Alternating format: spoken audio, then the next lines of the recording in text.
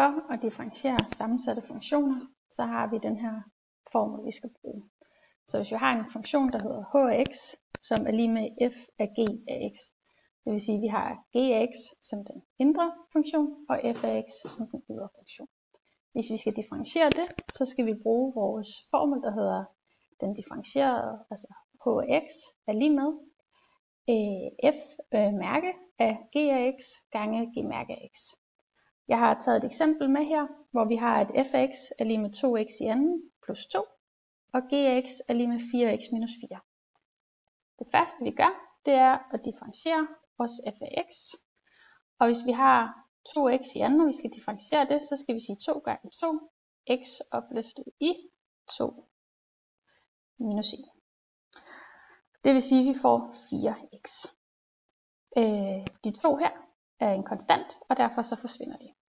Så differentierer vi g af x, og vi har 4x, og når vi har 4x, så fjerner vi x'et, fordi der står et et-tal heroppe, så den kommer egentlig til at hedde 1 gange 4x opløftet i 1 minus 1. Og det svarer til 4, fordi der er 0 ekstra tilbage. Og totalt igen, det forsvinder.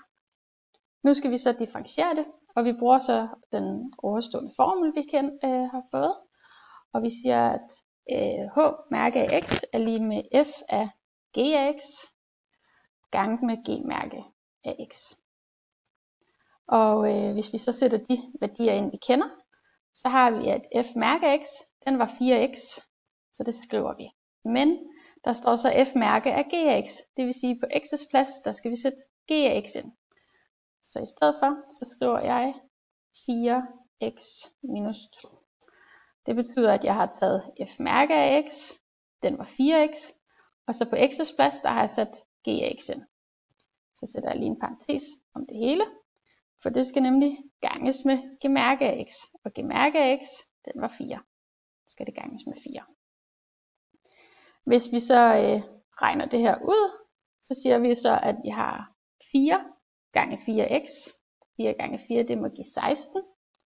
Så vi har 16x minus, så ganger vi 4 ind på minus 2, og 4 gange minus 2, det giver minus 8.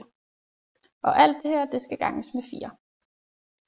Når vi ganger det her med 4, så kan vi regne det sidste ud. Så vi har 4 gange 16x.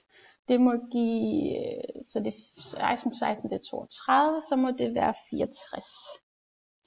Så 64x minus 4 gange 8, det giver 32.